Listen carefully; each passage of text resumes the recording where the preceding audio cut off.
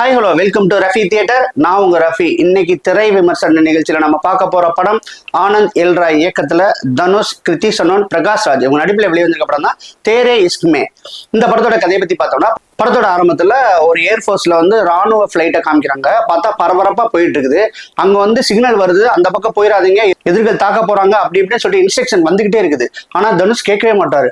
நம்ம சோலோவா போய் அவங்களை அழிச்சிட்டு போய் நிப்போம்னு சொல்லிட்டு பார்த்தா பயங்கரமா ஃபயரை விட்டுட்டு நேரா போய் இருக்கிறாரு. அங்க பார்த்தா இந்த ஹைகமாண்டோடைய விதியை மீறினதுனால உன்னை நாங்கள் சஸ்பெண்ட் பண்றோம். அதுவரை நீ ஃபிளைட்டை தொடக்கூடாது.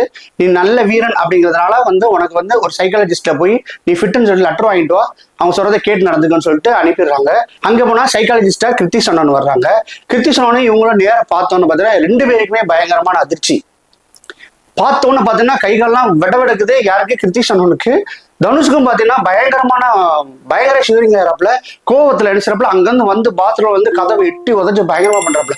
அவங்க போனோம்னா இவனை தனுஷை பார்த்தோம்னா அங்கே பார்த்தீங்கன்னா வாந்தி எடுக்கிறாப்புல. ஏற்கனவே அவங்க ரொம்ப மாசமா இருக்காங்க, 9 மாசம் கர்ப்பிணியா வர இருக்காங்க. ரெண்டு பேருக்கு என்னதான் ஆச்சு? ரெண்டு பேரும் ஏன் பயங்கரமா ஒரு அக்ரெசிவா இருக்காங்க? இவங்களுக்குள்ள என்ன நடந்துச்சு? வயிற்றுல உள்ள குழந்தைக்கு அப்பா யாரு அப்படின்னு சொல்றதுதான் இந்த படத்துடைய கதை. இந்த கதையை பார்த்தோன்னே தெரிஞ்சு ஆஹா டிஃப்ரெண்டா ஏதோ சொல்ல போறாங்கன்னு சொல்லிட்டு பார்த்தா கடைசியில பார்த்தீங்கன்னா அது வழக்கம் போல தமிழ் சினிமால அடிச்சு துவைச்ச என்ன கதைன்னு கேட்டீங்கன்னா, ஒரு பெரிய பணக்கார வீட்டு பொண்ணு ரோட்ல பயங்கர ரவுடியா சுத்திக்கிட்டு திரியிற ஒரு ஏழை பையனை ரெண்டு பேரும் நட்பு கொள்றாங்க. நட்புக்கு பின்னாடி ஒன் சைடு லவ் ஆகுது. இதுக்கு பின்னாடி என்ன நினைச்சுன்னு நம்ம நிறைய படம் பார்த்துப்போம் இல்லையா? அந்த படத்தை தான் அப்படியே எடுத்து வச்சிருக்காங்க இந்த ஆனந்த் எல் ராய். ஆனந்த் எல் ராயை பொறுத்தவரை ஏற்கனவே பார்த்தீங்கன்னா அட்ராங்கி ரே, ராஞ்சனா இந்த மாதிரி ஒரு நல்ல லவ் ஸ்டோரி படத்தை எடுத்து ஹிட் பண்ணவர் தான். ஸோ இந்த படம் பார்த்தீங்கன்னா மிகப்பெரிய எதிர்பார்ப்புல தான் இந்த படம் வெளியாச்சு. ஆனா இது ஒரு லவ் ஸ்டோரி அப்படின்னு சொல்லிட்டு போட்டுட்டு இந்த படத்தை என்னன்னா சுத்தி கதை மூவ் ஆகாத அளவுக்கு என்னமோ ஏனோ தானோன்னு எடுத்து வச்சிருக்காரு. இந்த படம் தனுஷை பழி வாங்குறதுக்காக எடுத்த படம் மாதிரியே இந்த படத்தை அவங்க எடுத்து வச்சிருக்காங்க. இதுல நம்ம குறிப்பா ஒண்ணு சொல்லி ஆகணும்.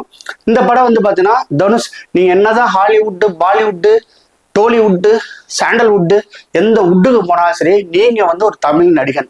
நீங்க என்ன செய்றீங்க? தமிழுக்கு தமிழ்நாட்டுல ரிலீஸ் ஆகிற மாதிரி ஒரு படத்தை கொடுக்கணும்னு சொல்லிட்டு நீங்க டைரக்டர்கிட்ட வேண்டுகோள் வச்சிருக்கணும். தமிழனுக்கு என்ன மாதிரிலாம் ரீச் ஆகும், தமிழ் ஆடியன்ஸுக்கு எந்த மாதிரிலாம் ரீச் ஆகும், அதையும் கொஞ்சம் பண்ணி எடுத்தாங்க உங்க ஃபேன்ஸை நீங்க கண்டிப்பா திருப்திப்படுத்த முடியும். இதை தனுஷ் கண்டிப்பா டைரக்டர்கிட்ட சொல்லியிருக்கும்னு நினைக்கிறேன். ஏன் சொல்லாம விட்டாருன்னு தெரியல.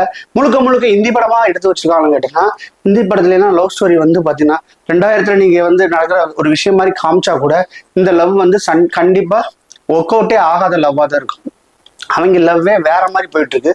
தமிழ் லவ் மாதிரி இல்லை, இது தமிழ் லவ் மாதிரியும் இல்லை, மலையாளத்துல லவ் மாதிரி இல்லை, தெலுங்கு லவ் மாதிரி ஒரு வித்தியாசமான லவ்வா நான் எடுக்க போறேன் அப்படின்னு சொல்லிட்டு என்னமோ எடுத்து வச்சிருக்காருன்னு தான் சொல்ல முடியும். ஆனந்த் எல் ராய் ஏன் இப்படி பண்ணினாருங்கிறது தெரியல. இன்னொரு விஷயம் சொல்றேன். நீங்க என்ன செஞ்சிருக்கணும்? தனுஷை போட்டு எடுக்கணும்னு சொன்னா சவுத் இந்தியால ஒரு பிசினஸ் பண்ண போறேன் அப்படின்னு நினைச்சிருந்தா நீங்க என்ன பண்ணிருக்கணும்? அதுக்கேற்ற மாதிரி கதையை நீங்க சூஸ் பண்ணிருக்கணும். உதாரணத்துக்கு கிருத்தி சனோன் ஏதோ படிக்கிறதுக்கோ இதுக்கோ மெட்ராஸ் மெடிக்கல் காலேஜுக்கு சைக்காலஜி படிக்க வர்றாரு. அங்க ஒரு பையன் பாத்தீங்கன்னா சுத்திக்கிட்டு இருக்கான். அவன் மூலமா ஒரு அன்பு கிடைச்சிச்சு, அடைக்கலம் கிடைச்சிச்சு. அவனை லவ் பண்ணி கூப்பிட்டு போயிடுறாங்க டெல்லிக்கு. அந்த மாதிரியாவது ஏதாவது கதையை நீங்க உருட்டி இருக்கலாம்.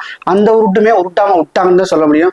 ஏன் அப்படி சொல்றேன்னு கேட்டீங்கன்னா, சுத்தமா படத்துல லவ் சீன்ல ரெண்டு பேரும் கதறி காதலிக்கிறாங்க. ஆனா ஒரு ஃபீல் கூட வரல, ஒரு கூஸ் மூமெண்ட் கூட வரல, கனெக்டே ஆகலங்க. அந்த மாதிரிதான் இந்த படத்தை எடுத்து வச்சிருக்காங்க. ஃபர்ஸ்ட் ஹாஃப் பொறுத்தவரை பாத்தீங்கன்னா எங்கே ஆரம்பிச்சோ அங்கேயே சுத்திக்கிட்டே இருக்கு. ஏர்ஃபோர்ஸ் சம்பந்தமா ஒரு மேட்டர் காமிச்சோடனே தலைமை பிரிச்சுட்டான், ஒரு அமரன் மாதிரி கொண்டு போக போறாங்க அப்படி இப்படின்னு போட்டா அங்கேயும் எஸ்கே கிட்ட குத்து வாங்கிட்டு தான் வந்திருக்காரு நினைக்கிறேன் தனுஷ். அந்த மாதிரிதான் ஒரு படத்தை எடுத்து வச்சிருக்காங்க. இந்த படம் பாத்தீங்கன்னா ஃபர்ஸ்ட் ஹாஃபை பொறுத்தவரை ஒரு ஸ்லோவா ஏனோ தானோ நகர்த்திட்டு போய் முடிச்சிருக்காங்க. சரி ஓகே, செகண்ட் ஹாஃப் பார்க்கலாம் என்னதான் ஆகுதுன்னு பார்த்தீங்கன்னா, செகண்ட் ஹாஃப் பார்த்து ஆரம்பத்துல இருந்து இவரே கோவக்காரரா இருக்காரு. திடீர்னு பாத்தீங்கன்னா யூபிஎஸ்சி எழுதி பாஸ் பண்ணிடுறாரு, திடீர்னு பார்த்தா மறுபடியும் கோவக்காரராரு, இப்படிமா உல்டா பண்ணிக்கிட்டே இருக்கிறாரு. என்னன்னு கேட்டா முழுக்க அவருக்கு கல்ல ஃபியூச்சர் தெரியல, காதல் தான் தெரியுது. அந்த காதல்ல எவ்வளவு விரியாய் போட்டிருக்காரு சொல்லிட்டு காமிச்சுக்கிட்டு இருக்காங்க. அவர் கேரியரே அச்சீவ் பண்ண முடியாம, அவருடைய லவ்லையும் அச்சீவ் பண்ண முடியாம ஒரு மாதிரியா சுத்திக்கிட்டு இருக்க மாதிரி கதையை கொண்டு போயிருக்காங்க. அப்படின்னு பார்த்தோம்னா ஒரு சின்ன மோட்டிவேஷனை கொடுக்குறாங்க அங்கேருந்து இந்த யூபிஎஸ்சி எக்ஸாம். ஸோ அதையாவது பார்த்தீங்கன்னா பயங்கரமா ஒரு என்ன சொல்றது, எல்லா மக்களுக்கும் ஒட்டுற மாதிரி எடுத்தாங்க கேட்டா இல்லை, ஒரே பாட்டில் யூபிஎஸ்சி எழுதி பாஸ் பண்ணிடுறாரு. ஒரு 3 வருஷம் போர்ஷனை வந்து அந்த சாங்லேயே முடிச்சிடறாங்க.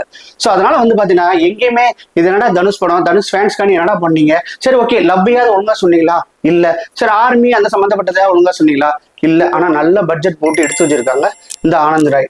தனுஷோட பெர்ஃபார்மன்ஸை பத்தி சொல்லி ஆகணும்.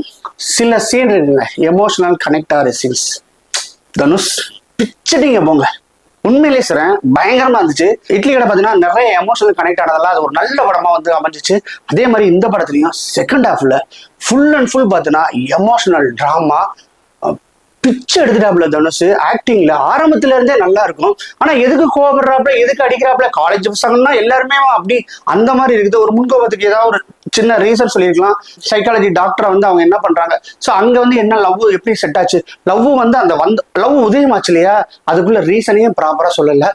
லவ் பிரேக்கப் ஆச்சு இல்லையா, அதுக்குள்ள ரீசனையுமே ப்ராப்பரா சொல்லல. ஒரு மாதிரி அந்த காதலன் படத்துல பாத்தீங்களா, பெரிய யாரு அவர் ஒரு எம்பின்னு நினைக்கிறேன், எம்பியா முதலமைச்சரான்னு தெரியல, அவரு நக்மாவுடைய அப்பா, அவர் வந்து பாத்தீங்கன்னா காதலை எப்படி எதிர்த்து இருப்பாரு பார்த்தா அங்கங்க. ஆனா அந்த பொண்ணுக்கு பாத்தீங்கன்னா அந்த பிரபுதேவா சார் பேட்டரா பாடிக்கிட்டு தெரிஞ்ச ஒரு ரோட்ல உள்ளவரோட லவ் வந்து அந்த மாதிரி கனெக்ட் ஆகி, ஸோ அது வந்து பாத்தீங்கன்னா சங்கர் சார் வந்து ஒரு மோட்டிவேஷன் பண்ணியிருப்பாரு. என்ன கேட்டீங்கன்னா, நீ நல்லா ஹார்ட் ஒர்க் பண்ணி சூப்பரா பண்ணினா நீ பெரிய பெரிய என்ன சிஎம் பொண்ணையே தூக்கலாண்டாங்கிற மாதிரி ஒரு மோட்டிவேஷன் கொடுத்துருப்பாரு.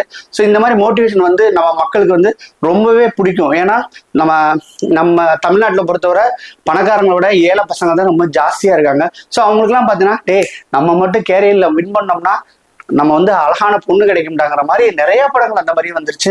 உதாரணத்துக்கு நிறைய சிவகார்த்திகேயன் படங்களை சொல்லலாம்.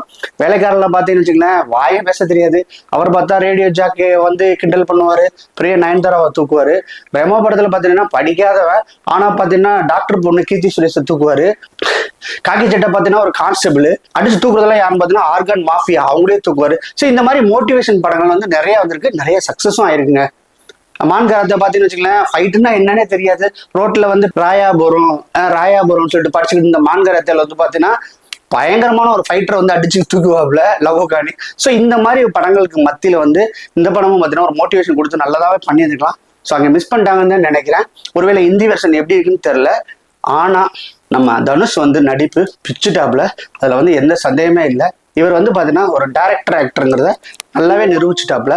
சரி ஓகே, ஆனந்த் ராய் ஏன் இந்த தனுஷை வந்து அவன் தேர்ந்தெடுக்கணும், ஏன் தெலுங்குல பாத்தீங்கன்னா பெரிய பிசினஸ் இருக்கு, அங்க பாத்தீங்கன்னா நம்ம ஜூனியர் என்டிஆர் வந்து பண்ணியிருந்திருக்கலாம், அதுக்கடுத்து நானி கூட பண்ணியிருக்கலாம், ராம் சரணை கூப்பிட்டு பண்ணியிருக்கலாம், இன்னும் பிசினஸ் வந்து பெருசா போயிருந்திருக்கும் தேரேஷ்மே.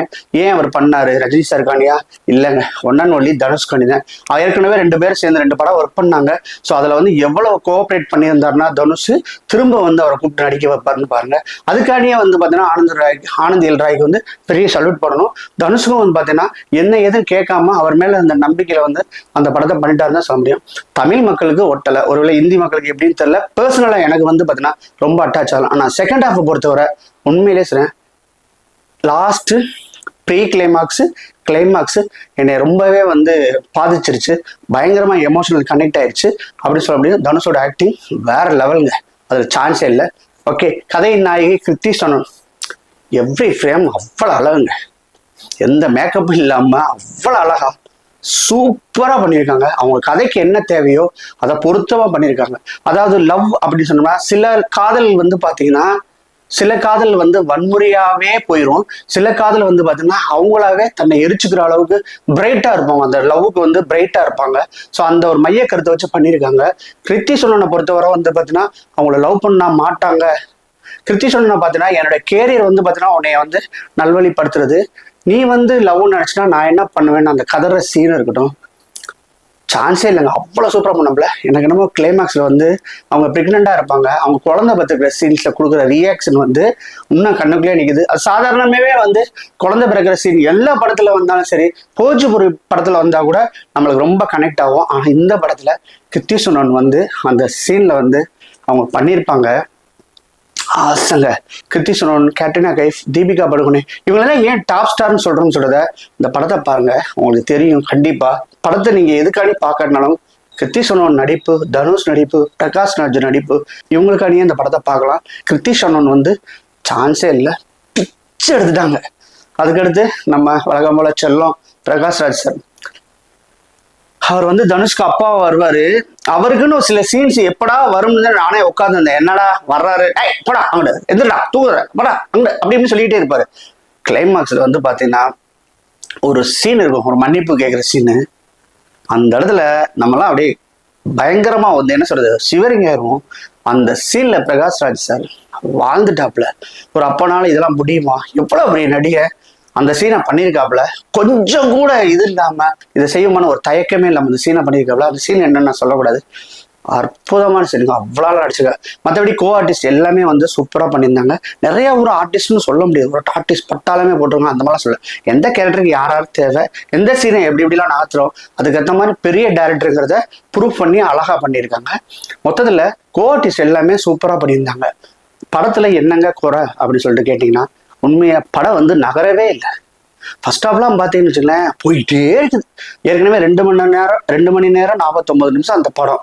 சரி ஓகே, ஒரு 1.5 மணி நேரத்தில் இன்டர்வல் விட்டுருவோம்னு சொல்லிட்டு பார்த்தீங்கன்னா 1 மணி நேரம் 35 நிமிஷம் கழிச்சு தான் அந்த படத்தில் வந்து இன்டர்வல் விட்டாங்க. அதுக்கடுத்து இன்டர்வல் போச்சு. இன்டர்வலுக்கு அப்புறம் பார்த்தீங்கன்னா படம் வந்து ஓரளவு நல்லாவே நகர்ந்துச்சு. ஓரளவு பார்க்க வேண்டிய ஓரளவு பார்க்குற படமாக வந்து அமைஞ்சிச்சு. பெரிய மைனஸ் வந்து இந்த படத்துடைய கதை. இந்த கதை வந்து பார்த்தீங்கன்னா அடிச்சு துவைச்ச கதை அப்படிங்கிறதுனால என்னமாவது ஒரு புதுமையா பண்ணியிருக்கலாம்ல. அந்த புதுமைங்கிறது எதுவுமே இல்லை. ஏற்கனவே லவ் படம்லாம் சையாரா அது இதுன்னு சொல்லிட்டு பயங்கரமா பிக்சர் ஓடுச்சு இல்லையா ஹிந்தியில. ஸோ அந்த மாதிரி இதோ ஒரு படத்தை எடுத்து வச்சிருப்பாங்க. என்ன கேட்டா வந்து ராஞ்சனாவே ரொம்ப நல்லா பண்ணியிருந்தாங்க. அட்ராங்கிரையும் சும்மா இல்லை, நல்லாவே இருந்துச்சு அந்த படம். ரொம்ப கனெக்ட் ஆச்சு. அது ஹிந்தி படமா இருந்தாலுமே ரொம்ப கனெக்ட் ஆச்சு. எனக்குலாம் ரொம்பவே கனெக்ட் ஆச்சு. ஆனா இந்த படம் வந்து ஒரு கனெக்ட் ஆகி ஒரு செம்ம படம் அப்படின்னு சொல்ல முடியாத அளவுக்கு இந்த படத்தை பண்ணி வச்சிருக்காங்க. படத்துல வந்து டெக்னிக்கல் வந்து உண்மையிலே பயங்கர ஸ்ட்ராங், பயங்கரமா இருந்துச்சுங்க. மியூசிக்லாம் வந்து பார்த்தீங்கன்னா பேக்ரவுண்ட் ஸ்கோர் எல்லாமே வந்து தெரிக்க விட்டுருக்காங்க. ஏரமான் சார் கவாலிலாம் போட்டுட்டு ஒரு பேத்தோஸை கிரியேட் பண்ணியிருப்பாப்புல. செகண்ட் ஹாஃப் தான் நல்லா இருக்கும். நிறைய சாங்ஸ் வந்து பார்த்தீங்கன்னா ரொம்ப நல்ல சாங்ஸ் இருந்தாலுமே வந்து பார்த்தீங்கன்னா இன்னும் மெனக்கெட்டு இருக்கலாமா. ஒருவேளை ஹிந்தி வெர்ஷன் வந்து நல்லா பண்ணியிருக்காங்களா என்னமோ தெரியாது. ஆனால் தமிழ் வெர்ஷன்ல கொஞ்சம் மெனக்கெட்டு இருக்கலாம்.